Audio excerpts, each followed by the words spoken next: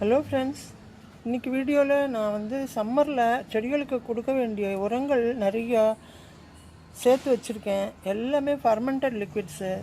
ஒவ்வொன்றுலேயும் சத்து இருக்குது. செடிகள் வளர்ச்சிக்கு உண்டான சத்துக்கள் இருக்குது. கெமிக்கல் ஃபர்டிலைசர் இந்த சம்மரில் எதுவுமே கொடுக்க முடியாது. நான் கொடுக்கறதும் கிடையாது எப்போவுமே. சில பேர் கொடுப்பாங்க இல்லையா, அதுவும் இந்த சம்மரில் கொடுக்காதீங்க. இந்த வெயிலுக்கு எல்லா செடியுமே ஸ்ட்ரெஸ்ஸில் தான் இருக்கும். எஸ்பெஷலி ரோஜா செடிகள் எல்லாம் ஸ்ட்ரெஸ்லேயும் டார்மன்சிலையும் இருக்கும். அதிகமான வளர்ச்சியே இருக்காது. அதுக்காக நீங்கள் கவலைப்பட வேண்டாம். அது அடுத்த சீசனுக்கு கண்டிப்பாக வளர்ந்து வரும். ஸோ செடி இப்படி டல்லாக இருக்கே, ஒரு இலை கூட வரலையே, துளிர் கூட வரலையேன்னு கவலைப்படாதீங்க. நிறைய செடிகள் வெயில் தாக்கத்துக்கு ஸ்ட்ரெஸ்ஸில் இருக்கும். அதனால் ரொம்ப க்ரோத் கம்மியாக தான் அது இருக்கும். அது நேச்சுரலாகவே நடக்கிற ஒரு ப்ராசஸ் தான். அதுக்கு நம்ம கவலைப்பட தேவையில்லை. ஸோ இந்த வெயிலுக்கு ஏற்ற மாதிரி நீர் உரங்கள், ஃபர்மெண்டட் லிக்விட்ஸ் நிறைய சேர்த்து வச்சுருக்கேன். அதெல்லாம் செடிகளுக்கு கொடுக்கறதுக்கு முன்னாடி உங்கள் கூட ஷேர் பண்ணிவிட்டு கொடுக்கலாம் அப்படின்னு நினச்சேன். இங்கே பாருங்கள், ஃபஸ்ட்டு இதில் மோர் நிறைய வச்சுருக்கேன். இது நல்ல புளிச்ச மோர். ஃப்ரிட்ஜிலெல்லாம் வைக்காமல் வெளியிலேயே புளிக்க வச்சு ஒரு 4-5 நாள் புளிச்சா போதும். அதுக்கு மேலே புளிச்சதுனாலும் அதோட புளிப்பு வாசனை கெட்டு போயிடும், கசக்க ஆரம்பிச்சிடும்.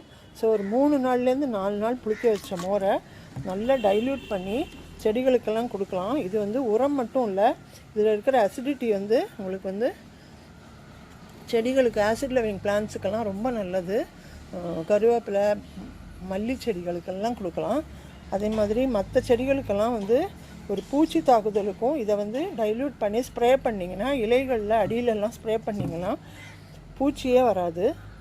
அடுத்தது நமக்கு எல்லாருக்குமே தெரிஞ்ச வாழைப்பழத்தோல்.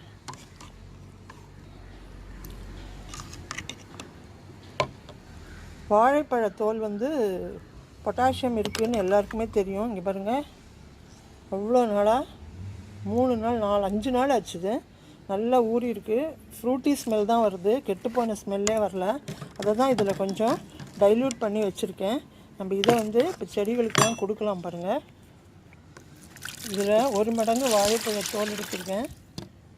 அது கூடவே 2 மடங்கு தண்ணி ஊற்றிக்கலாம்.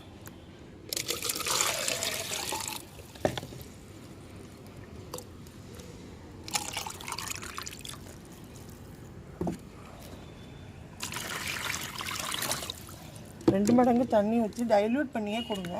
எப்போவுமே இந்த ஃபர்மெண்டட் லிக்விட்ஸ் நம்ம சேவ் பண்ணும்போது நல்ல ஃபுட் பிளாஸ்டிக்காக எடுத்துக்கோங்க. கண்டெய்னர்ஸு இந்த மாதிரி நல்ல பிளாஸ்டிக் கண்டெய்னர் ஃபுட் பிளாஸ்டிக்காக இருக்கும். இதில் உங்களுக்கு கெமிக்கல் ரியாக்ஷன் இல்லாமல் நல்ல